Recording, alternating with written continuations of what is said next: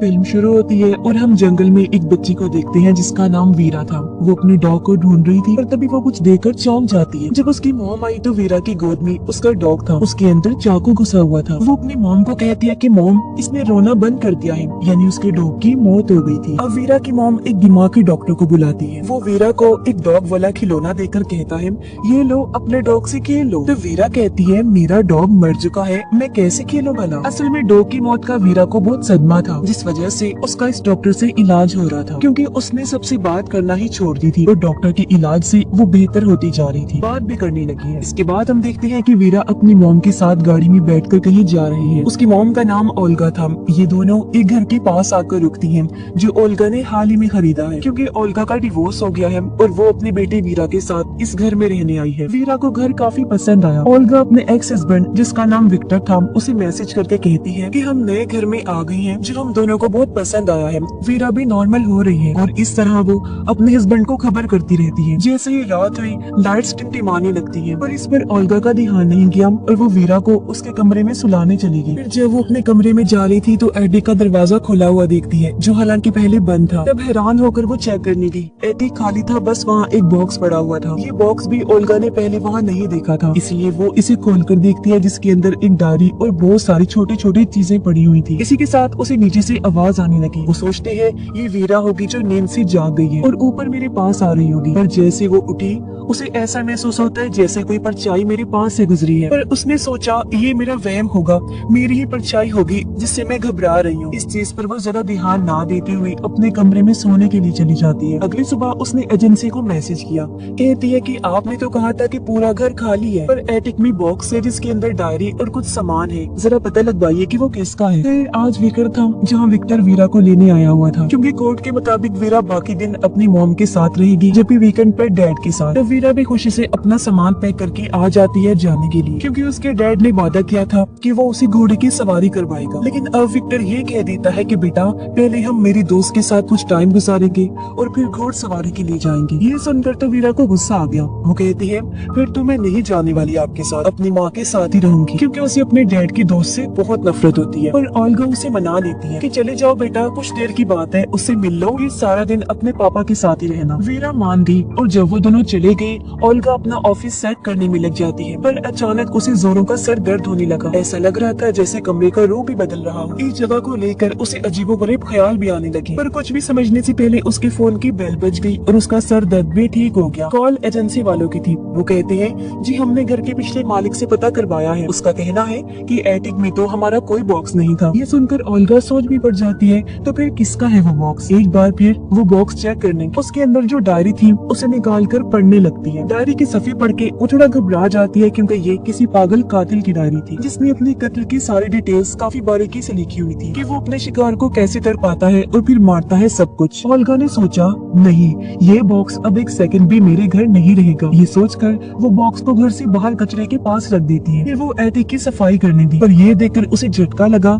कि बॉक्स वहीं पर पड़ा हुआ था, जिसे वो कुछ देर पहले कचरे के साथ रख के आई थी। वो फिर से एटिक में आ गया। ओल्गा घबराकर घर से बाहर जाने लगी, पर तभी विक्टर की कॉल आई। वो तो और डरा देने वाली बात बताता है कि वीरा ने अपना हाथ ही काट लिया है और हम हॉस्पिटल में हैं। ये सुनकर तो फौरन ओल्गा हॉस्पिटल पहुंची, जहाँ विक्टर के साथ उसकी दोस्त भी थी। ओल्गा कहती है, आखिर तुमने उसे चाकू दिया ही क्यों? विक्टर की दोस्त कहती है, मैं किचन में काम कर रही थी, वो मेरे पास आकर जिद करने लगी कि मुझे चाकू दो, मैं आपके साथ काम करवाऊंगी। हालांकि मैंने चाकू उससे लेकर रख भी दिया था और उसने दोबारा चाकू लिया और अपना हाथ काट लिया। लो बताओ, ये कोई बात है? ओल्गा सोचती है, कोई हाल नहीं, कितने लापरवाह लोग हैं। तभी डॉक्टर आया। वो बताता है कि आप लोग घबराए नहीं, कोई खतरे वाली बात नहीं है, बस 4-5 दिन रोजाना उसकी पट्टी चेंज करनी होगी ताकि वो ठीक हो जाए। अब ओल्गा उनसे कहती है, अच्छा मैं जा रही हूँ, अगर वीरा ने मुझे देखा तो मेरे साथ चलने की जिद करेगी, मैं उसे कर लेकर जाऊंगी, क्योंकि नया घर है, मैं कुछ काम करवा रही हूँ। पर हम जानते हैं कि वो झूठ बोल रही है, वजह तो वो बॉक्स है, पर वो उनसे छुपाती है। तब विक्टर की दोस्त कहती है, अगर घर का काम चल रहा है तो तुम भी हमारे साथ ही रह लो। इस पर ओल्गा मान गई और शाम को ये सब विक्टर के घर आ जाते हैं, जहाँ ओल्गा वीरा से पूछती है, बेटा आखिर तुमने अपना हाथ क्यों काटा? होगा, पर विक्टर उसे रोकते हुए वीरा को बाहर भेज देता है। ओल्गा उस पर गुस्सा करती है कि ये क्या हरकत है, मैं उसे सवाल कर रही हूँ और तुमने उसे बाहर भेज दिया। विक्टर कहता है देखो वो सिर्फ हादसा था, उसने जानबूझकर थोड़ी ना किया है। ओल्गा कहती है क्या तुम्हें ये छोटी बात लगती है, देखो उसने अपने डॉग के साथ क्या किया था। जी हाँ, डॉग के साथ उसने कुछ किया था जिसका जवाब हमें आगे पता चलेगा। पर उसकी बात सुनकर विक्टर कहता है ये बस इत्तेफाक है, अब कोई नई कहानी मत बना दो। और इस तरह वो ओल्गा को चुप करवा देता है। अगली सुबह ओल्गा किसी तरह वीरा को समझाकर अकेले ही घर आ जाती है, जहाँ वो घर पर डॉक्टर को बुलाती है। डॉक्टर को उसने बॉक्स के बारे में बता दिया था, पर वो यकीन नहीं करता और ओल्गा के साथ एक बार फिर बॉक्स को कचरे के पास छोड़ देता है। पर जब उन्होंने एटिक में आकर देखा तो एक बार फिर उन्हें झटका लगता है, क्योंकि बॉक्स वही था, वो भी बिल्कुल उसी जगह पर जहाँ पहले पड़ा हुआ था। अब डॉक्टर को भी काफी अजीब लगा, इसलिए वो भी उस डायरी को पढ़ने लगा, जहाँ ओल्गा को फिर से ख्याल नजर आने लगे कि ये कमरा बहुत ही अजीब है। और वो देखती है कि किस तरह कातिल अपने विक्टिम्स, अपने शिकारियों को मारता है, जिससे वो काफी घबरा गई। डॉक्टर देखता है कि डायरी में कातिल के विक्टिम्स के नाम और उनकी उम्र भी लिखी हुई है। उन नामों को ओल्गा इंटरनेट पर सर्च करती है, पर इन नामों के कत्ल की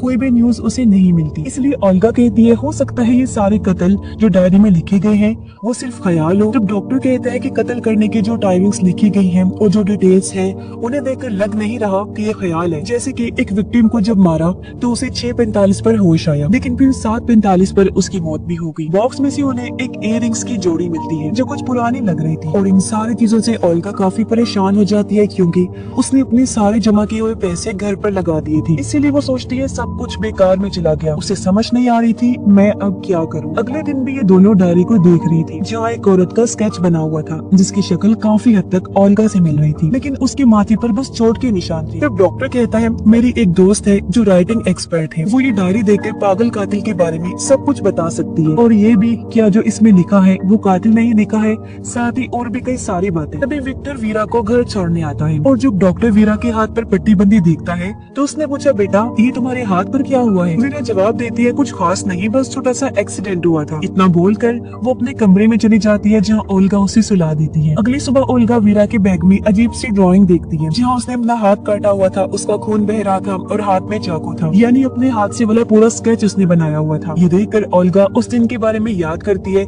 जब इनके डॉग की मौत हुई। उस दिन दरअसल इनका डॉग एक गाड़ी के नीचे आ गया था और बुरी तरह जख्मी हो गया था। विक्टर डॉग को उठाकर लाया ताकि उसे हॉस्पिटल ले जा सके, पर जब ओल्गा डॉग को देखने आई तो डॉग के पेट में चाकू घुसा हुआ था, जो कि वीरा का ही काम था। और वो ओल्गा से जब कह रही थी कि इसने रोना बंद कर दिया है, तो इसका मतलब था कि उसे अपने डॉग का दर्द देखा नहीं जा रहा था, और उसे दर्द से छुटकारा देने के लिए उसने डॉग को चाकू से मार दिया, जिसके बाद इस दिमाग के डॉक्टर से उसका इलाज करवाया जा रहा था। उसका एक सेशन आज भी डॉक्टर कर रहा था। वो वीरा से कहते हैं अच्छा बताओ उस दिन जो तुम्हारी मॉम डैड डॉग को हॉस्पिटल लेकर जा रही थी, क्या वो सही कर रही थी? ये जो तुमने किया वो ठीक था? वीरा कहती है जो मैंने किया वो ही ठीक था, वो बेचारा दर्द में तड़प रहा था। मॉम डैड को तो उसकी तकलीफ का एहसास ही नहीं हुआ, मुझसे उसका दर्द देखा नहीं गया तो मैंने दर्द से उसकी जान छुड़वा दी। फिर डॉक्टर पूछता है अच्छा उस दिन तुमने अपना हाथ क्यों काटा? वीरा जवाब देती है सारी गलती मेरे पापा के दोस्त की है, उसे आता ही नहीं मेरा ख्याल रखना। दरअसल उस दिन वीरा ने अपना हाथ पे जानबूझकर काटा था ताकि वो विक्टर की दोस्त पर इल्जाम देकर उसे कसूरवार साबित कर सके, क्योंकि वो उसे पसंद जो नहीं थी। अगले दिन ओल्गा और डॉक्टर राइटिंग एक्सपर्ट के पास जाते हैं, उसे पागल कातिल की डायरी देते हैं। डायरी की हर चीज को गौर से देखने के बाद वो बताती है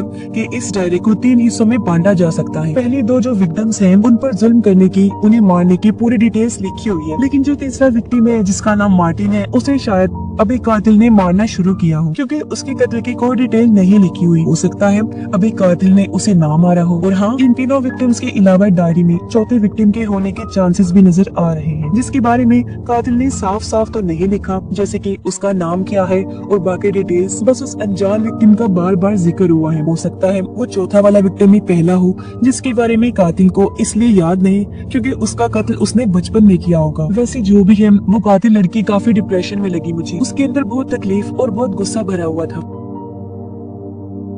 और ये सुनकर तो दोनों काफी चौंक गई। कहते हैं क्या कहा आपने, कातिल लड़की? एक्सपर्ट कहती है कि हाँ, इस राइटिंग को देखने से साफ लग रहा है कि पागल कातिल एक लड़की है, और तो और इसके लिखने का अंदाज भी अनोखा है। अब जैसे आमतौर पर हम अंगूठे और इंडेक्स उंगली से लिखते हैं, पर कातिल ने अपने अंगूठे और बीच वाली उंगली से पेन को पकड़ के लिखा हुआ है। अब ये सारी बातें सुनकर ओल्गा काफी परेशान हो गई। वो सोचती है मैं क्या करूँ, एक पागल कातिल के घर में कैसे अपनी बच्ची को रखूँ? ऊपर से मुझे भी हर टाइम ऐसा महसूस होता है जैसे कातिल घर में ही है। तब डॉक्टर उसे कहता है तुम ऐसा करो, उसे विक्टर के घर छोड़ दो और फिर सोचेंगे कि आगे क्या करना है, और जब सारे हालात ठीक होंगे तुम तब उसे वापस लेकर आना। डॉक्टर ओल्गा को भी दवाई देता है खाने के लिए, क्योंकि वो काफी परेशान थी। दवाई खाकर वो जब नहाने गई तो उसे अपने कमरे से आवाज आती है। उसने जब जाकर चेक किया तो वो किसी की परछाई को देखती है। उसे पकड़ने के लिए जब ओल्गा पीछे भागी तो अचानक कोई उसके सर पर जोर से मारता है, जिससे वो नीचे गिर गई। उसकी आवाज सुनकर डॉक्टर फौरन यहाँ आकर उसे संभालता है। ओल्गा उसे बताती है कि वो कातिल घर में ही है, मैंने उसे देखा था और उसने मुझ पर हमला किया है। पर डॉक्टर को तो वहाँ कोई नजर नहीं आता। पर तभी एडिक में से किसी के भागने की आवाज आई। डॉक्टर सोचता है ये जरूर कातिल ही होगी, इसलिए वो जाकर जब चेक करता है तो वहाँ जख्मी हालत में ओल्गा बैठी हुई थी, जो अभी भी उस डायरी को पढ़ रही होती है। वो डॉक्टर को कहती है कि देखो, अभी तक इस डायरी में ये लिखा हुआ था कि मार्टिन पर सिर्फ जुल्म किया जा रहा है, पर अब तो इस पर ये भी लिखा हुआ है कि अगले 48 घंटों में उसकी मौत हो जाएगी। ऐसा लग रहा है कि जो भी वो कातिल करती है ना, वो अपने आप ही इस डायरी में लिखा जाता है, और अब हमें मार्टिन का पता लगाकर उसकी जान बचानी हो। फिर जब ओल्गा ने गौर किया तो वो डॉक्टर को उसी औरत का स्केच दिखाती है जिसकी शक्ल ओल्गा से मिल रही थी। वो कहती है देखो, मेरे जैसे इस औरत के माथे पर चोट का निशान है, जो पहले मेरे माथे पर नहीं था पर अब बिल्कुल उसी जगह पर बन गया है। मुझे समझ नहीं आ रही कि क्या हो रहा है। मैंने इतना अंदाजा लगाया है कि डायरी में जो भी लिखा है वो प्रेजेंट यानी मौजूदा वक्त में हो जाता है। मतलब डायरी के हिसाब से माजी में लिखी गई चीजें प्रेजेंट टाइम और फ्यूचर टाइम यानी आने वाले वक्त में होंगी। वो डॉक्टर को कहती है कि मेरी बात पे यकीन करो, मैं सच कह रही हूँ, और चलो मार्टिन को बचाने चलते हैं। डॉक्टर उसकी बात मान लेता है और यह डायरी में लिखी गई मार्टिन की डिटेल्स निकालते हैं, जहाँ से इन्हें एक रेस्टोरेंट का पता चला। ये जब वहाँ गए तो पता चला कि वो रेस्टोरेंट तो अभी बन रहा है। ये दोनों वहाँ की औरत से कहते हैं कि हम मार्टिन से मिलना चाहते हैं। औरत के हाथ में एक बच्चा था। वो कहती है ये रहा मेरा बेटा, इसी का नाम मार्टिन है। अब डायरी के हिसाब से मार्टिन की उम्र तो 32 साल होगी। तो ये दोनों सोचते हैं कि क्या जब मार्टिन 32 साल का होगा तब उसकी मौत होगी। इस सोच के साथ उनका दिमाग चकरा गया और वो घर आ जाती है। ओल्गा कहती है मुझे इस बात की परेशानी हो रही है कि 48 घंटे खत्म होने को है, मार्टिन को हमें बचाना है, कैसे बचाएं? पर तभी ओल्गा ने बड़ा चौंका देने वाला सीन देखा कि वीरा के हाथ पर पट्टी लगी हुई है, जिस वजह से वो अंगूठे के साथ अपने इंडेक्स वाले फिंगर इस्तेमाल नहीं कर पा रही थी। इसीलिए वो अंगूठे और दरमियान वाली उंगली की मदद से पेंसिल पकड़कर ड्राइंग कर रही थी, यानी वही चीज जो एक्सपर्ट ने कातिल के बारे में बताई थी। ओल्गा उसे पेंसिल छीनकर कहती है कि जब तक तुम्हारा हाथ ठीक नहीं हो जाता तुम ड्राइंग नहीं करोगी। ये सुनकर वीरा को अपने मॉम पर गुस्सा आ गया, पर तभी विक्टर की आवाज आई और वो भागकर अपने डैड के पास चली जाती है। और ये क्या, विक्टर तो वीरा के लिए गिफ्ट के तौर पर गुही बॉक्स लेकर आया था जो एटिक से जाने का नाम ही नहीं ले रहा। ओल्गा तो एकदम सुन पड़ जाती है, उसे समझ नहीं आ रही थी कि ये क्या हो रहा है। पर वो बॉक्स और वीरा को एटिक में लेकर गई और उससे पूछती है बेटा जो चीजें इस बॉक्स में है क्या तुम उनके बारे में जानती हो? पर वीरा कहती है नहीं मॉम, बिल्कुल भी नहीं। इस पर ओल्गा उसे वहाँ से भेज देती है। और अब जब उसने डायरी को देखा तो उसमें लिखा था कि मार्टिन की मौत हो गई है। ओल्गा फिर परेशान होती है, साथ ही उसे दुख भी हो रहा था कि मैं कुछ नहीं कर पा रही हूँ। इस बारे में जब डॉक्टर उससे पूछता है तो ओल्गा बताती है कि वो पागल कातिल और कोई नहीं बल्कि वीरा है, मेरी बेटी, जो अभी तो बहुत मासूम लगती है पर बड़े होकर फ्यूचर में वो एक पागल कातिल बनने वाली है। फ्यूचर में जो भी खून वो करेगी उन सब की डिटेल्स इस डायरी में लिखी हुई है, जो बताकर उसने डॉक्टर को डायरी दिखाई जहाँ मार्टिन की मौत का जिक्र था। ओल्गा रोने लगी, कहती है आखिर मेरी परवरिश में क्या ऐसी कमी रह गई थी कि मेरी बेटी एक कातिल बनेगी, पर मैं उसे कातिल बनने नहीं देने वाली, प्लीज मेरी मदद करो। इस पर डॉक्टर कहता छोटी बच्ची है अभी वो, हम उसका इलाज कर रहे हैं ना, तुम परेशान ना हो, ठीक हो जाएगी। और डायरी में ये भी लिखा हुआ था कि किसी गलत वाइब्रेशन की वजह से उसने अपना पहला कत्ल किया, और अगर हम उस वाइब्रेशन के बारे में पता लगा लें तो हम उसे रोक सकते हैं। इससे ना वो अपना पहला खून करेगी और ना ही कातिल बनेगी। ओल्गा कहती है वो बात ठीक है, पर अगर उसका पहला विक्टिम डॉग ही था तो फिर उसे तो वीरा ने मार ही दिया है ना, इसलिए अब ये लोग दोबारा राइटिंग एक्सपर्ट के पास गए। तो वो बताती है कि डायरी में किए गए उसने सारे खून बड़ी होकर किए हैं, और जो डॉग को उसने मारा है ना वो तो बचपन में उसने किया। अपनी तरफ से उसे लग रहा था कि उसने ठीक किया, डॉग को तड़पते हुए उसे देखा नहीं गया तो उसने मार दिया उसे। बचपन में ये की गई गलती को हम खून नहीं गिनेंगे, खून उसने बड़े होकर किया। और उसका पहला विक्टिम वो चौथा है जिसके बारे में मैंने बताया था कि उसका नाम वगैरह नहीं लिखा गया, बस उसका जिक्र हुआ है। और हाँ, हो सकता है उस पहले विक्टिम ने ही बच्ची को कुछ कहा होगा, उसके साथ कुछ किया होगा कि उसे गुस्सा आ गया। हो सकता है कि उसने बचपन में बच्ची की जान लेने की कोशिश की हो, जिसका बदला फिर बच्ची ने बड़ी होकर लिया और उसके अंदर का जानवर जाग गया और उसने अपना पहला कत्ल किया, जिसका जिक्र डायरी में कहीं पर भी नहीं। अगली सुबह बेबस होकर ओल्गा वीरा की बर्थडे पार्टी में बैठी होती है और वीरा आराम से खेल रही थी और तभी विक्टर अपने दोस्त को इयररिंग्स गिफ्ट देता है, जो देख ओल्गा को शौक लगा क्योंकि ये वही इयररिंग्स थे जो उसे उस बॉक्स में से मिली थी, कातिल का बॉक्स यानी कि वीरा का बॉक्स, जो देखकर ओल्गा समझ गई कि इसका मतलब वीरा की पहली विक्टिम विक्टर की दोस्त है, यानी बड़े होकर वीरा सबसे पहले उसे मानकर अपना पहला कत्ल करेगी क्योंकि वो उसे सख्त नफरत जो करती है। इसलिए ओल्गा जब उसे घर लेकर आई तो फैसला करती है कि आइंदा के बाद मैं वीरा को कभी विक्टर के घर नहीं भेजूंगी क्योंकि वो कैसे भी करके अपनी बेटी को कातिल बनने से बचाना चाहती थी। जैसे वीकेंड हुआ विक्टर बार बार ओल्गा को कॉल करने लगा ताकि वो वीरा को ले जा सके, पर वो बार बार फोन काटती रहती है। अब ऐसे कुछ दिन गुजर गए जहाँ ओल्गा सोचती है हो सकता है पहला विक्टिम विक्टर की दोस्त नहीं बल्कि कोई और ही हो। इसी चीज को सोचते हुए वो एटिक में आकर बॉक्स के पास खड़ी हो जाती है और कहती है, मैं जानती हूँ वीरा तुम इधर ही हो, मेरी जान मामा आपकी मदद करना चाहती है, मुझे बताओ कि वो वाइब्रेशन क्या है जिसके बारे में तुमने अपनी डायरी में लिखा हुआ है, मैं तुम्हें उसे बचाना चाहती हूँ। अब फिर से ओल्गा को एक परछाई भागती हुई नजर आई जिसके साथ ही वीरा के कमरे से आवाज भी आती है। ओल्गा भागकर उसकी रूम की तरफ गई लेकिन दरवाजा बंद हो गया। ओल्गा दरवाजा पीटती है, कहती है बेटा तुम ठीक तो हो ना, दरवाजा खोलो, लेकिन दरवाजा नहीं खुला। तब ओल्गा दूर से भागकर आई और दरवाजा खोल देती है, पर ठीक तभी वीरा भी दरवाजा खोलने आई थी जिससे उसके मुंह पर चोट लग गई, उसका खून निकल रहा था और वो कोने में बैठी रो रही होती है। ओल्गा उसे चुप करवा के प्यार करती है और कहती है, आई एम सॉरी बेटा, मुझसे गलती हो गई है, प्लीज मुझे माफ कर दो। और वो आज रात वीरा के साथ ही सो जाती है। ओल्गा इस परेशानी में थी मैं कैसे अपनी बच्ची को बचाऊं। वो अगले दिन वीरा को स्कूल भी नहीं भेजती और घर में ही पढ़ाने लगती है। तभी यहाँ विक्टर भी आ गया जो काफी गुस्से में था क्योंकि ओल्गा ने उसे वीकेंड पे विक्टर के घर भेजा नहीं और ओल्गा बार बार फोन भी काट रही। और अब जब उसने वीरा के मुंह पर चोट देखी तो गुस्से में पूछता है, ये तुम मेरी बेटी के साथ क्या कर रही हो। अब उन दोनों को झगड़ते हुए देखकर वीरा डरकर भाग जाती है। गुस्से में विक्टर भी वहाँ से चला गया। तभी यहाँ डॉक्टर भी आ गया। वो कहता है, तुम वीरा को सेशन के लिए क्यों नहीं भेज रही। ओल्गा कहती है, उसे किसी दिमाग के इलाज की जरूरत नहीं है, मैं उसे संभाल लूंगी, उसकी माँ हूँ, उसका ख्याल रखना जानती हूँ और उसे कातिल बनने से रोक लूंगी। तब डॉक्टर वहाँ से चला गया। तभी विक्टर वापस आ गया, वो भी पुलिस के साथ, क्योंकि वीरा को उसके घर ना भेजकर ओल्गा ने कोर्ट के असूल को तोड़ा था, यानी कि अब कार्रवाई होगी। तो अब कोई और रास्ता ना होने पर वो वीरा को विक्टर के साथ भेज देती है।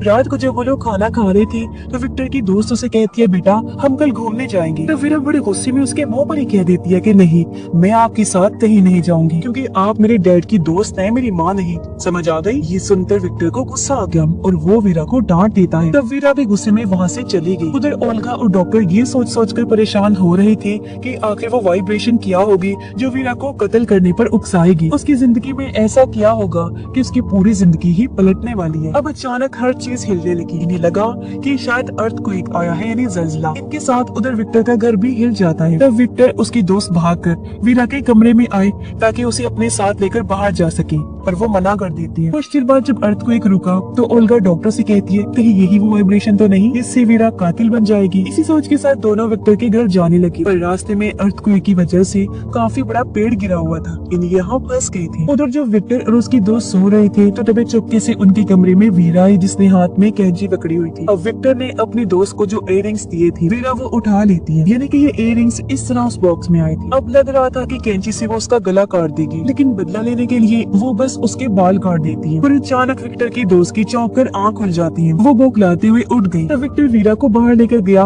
उसे डांट देता है, ये तुम क्या हरकत कर रही थी, हाँ पागल हो गई हो। वो उसे और भी बुरा भला कहकर खूब डांटने लगता है। वीरा रोते हुए वही सीढ़ियों के पास बैठती, कहती है मुझे मॉम के पास जाना है। तभी यहाँ ओल्गा और डॉक्टर भी आ गए। ओल्गा के पास भी इस घर की चाबी थी और जब वो अंदर आई तो उसे किसी के गिरने की आवाज आई और जब उसने जाकर देखा तो वहाँ विक्टर की लाश थी, यानी उसे मार दिया गया था। और जिस पहले कत्ल का डर ओल्गा को था आखिर वो हो ही गया। ऊपर सीढ़ियों के पास वीरा बैठी हुई थी। असल में विक्टर उसे लगातार डांटता ही जा रहा था, जिस बात से गुस्सा होकर उसने विक्टर को धक्का मारा और वो किनारे पर ही खड़ा था। उसका पैर फिसला और सीढ़ियों में आकर गिरा और उसकी मौत हो गई। ये देखकर ओल्गा पूरी तरह टूट गई, फूट कर रोने लगती है, क्योंकि ये पहला कत्ल एक ट्रिगर की तरह है कि अगर ये हो गया तो फिर बाकी कत्ल भी होंगे। और ओल्गा की लाख कोशिश के बाद भी कोई वीरा को कातिल बनने से नहीं रोक सकता। खैर जैसे अगली सुबह हुई, एम्बुलेंस टीम, पुलिस सब आ जाते हैं। डॉक्टर ओल्गा से कहते हैं कि वीरा को नहीं लेकर जा सकती तुम, क्योंकि अभी इन्वेस्टिगेशन चल रही है। अब जैसे ओल्गा अकेली हुई, मौके का फायदा उठाकर चुपके से वीरा को लेकर गाड़ी में बैठती है और वहाँ से ले जाती है। अब ओल्गा ऐसा अपनी बच्ची को बचाने के लिए नहीं कर रही थी, बल्कि वो वीरा को कहती है कि बेटा, तुमने जिसे सीढ़ियों से धक्का देकर मारा है ना, वो तुम्हारे डैड थे। मुझे लग रहा था कि तुम बड़े होकर कातिल बनोगे, पर तुम तो बचपन में ही बन चुकी हो। पर अब मैं नहीं चाहती कि मजीद तुम्हारे हाथों किसी की भी जान चली जाए, इसलिए मैंने फैसला किया है कि हम दोनों को मर जाना चाहिए। ये कहकर ओल्गा ने गाड़ी तेज कर ली। वो जानबूझकर एक्सीडेंट करवा देती है, जिससे उनकी गाड़ी पलट गई और स्क्रीन ब्लैक हो जाती है। अगले सीन में हम देखते हैं कि ओल्गा बच तो गई है, पर उसकी हालत बहुत खराब है। उसे काफी चोटें आई थी। सिर्फ वही नहीं बल्कि वीरा भी बच गई थी। वो सामने बैठी हुई थी, लेकिन उसे कम चोटें आई थी। वो ओल्गा को घूर कर देखती है। ऐसा लग रहा था जैसे सोच रही हो कि तुमने मुझे जान लेने की कोशिश की है ना, देखना तुम्हारी साथ भी हिसाब बराबर करूंगी। अब यहाँ हम याद करते हैं कि राइटिंग एक्सपर्ट ने कहा था कि वीरा के पहले विक्टिम ने उसके साथ कुछ किया होगा, उसे गुस्सा दिलाया, उसे चोट पहुंचाने की कोशिश की होगी। जब भी वीरा को गुस्सा आया, उसका दिमाग खराब हुआ और उसके अंदर का जानवर जाग गया। और जब भी उसने अपना बदला लेने के लिए अपने उस पहले विक्टिम को मार दिया, जिसके बाद उसे लोगों को मारने की लत लग गई। जहाँ बड़ी होने के बाद उसने और भी लोगों का कत्ल किया। अब हम जानते हैं कि हालांकि विक्टर वीरा की वजह से ही मरा है, पर उसने तो वैसे ही खुद से दूर करने के लिए उसे धक्का दिया था। मतलब उसका इरादा अपने डैड को मारने का नहीं था, यानी वो बस एक एक्सीडेंट था। पर जैसा कि हमने देखा कि ओल्गा ने उसकी जान लेने की कोशिश की, तो तब बदला लेने के लिए वीरा पहला कत्ल ओल्गा का करेगी। यानी उसका पहला विक्टिम और कोई नहीं बल्कि उसकी माँ है। वो पहला कत्ल उसका करेगी। और बॉक्स बार बार इसलिए एटिक में आ रहा था क्योंकि अर्थक्वेक आने से टाइम ट्रेवल यानी पास्ट प्रेजेंट का पोर्टल वहाँ पर खुल गया था, जहाँ से ही बार बार वो एटिक में आया जाया करता था। क्योंकि इसके बाद भी कई साल वीरा उसी घर में रही और लोगों के खून, उन्हें मारना पीटना सब वो यही करती, जिसके बारे में उस डायरी में सब कुछ लिखा हुआ है। और इस तरह ये लूप चलता रहा और बार बार बॉक्स वापस आने के पीछे यही वजह है। अपनी माँ ओल्गा का पहला खून करने के बाद वो आखिर पागल कातिल बन जाएगी, जो सीरियल किलर होगी, यानी कि वो किसी को भी नहीं छोड़ेगी। और इसी भयानक एंडिंग के साथ ये फिल्म इधर ही खत्म हो जाती है।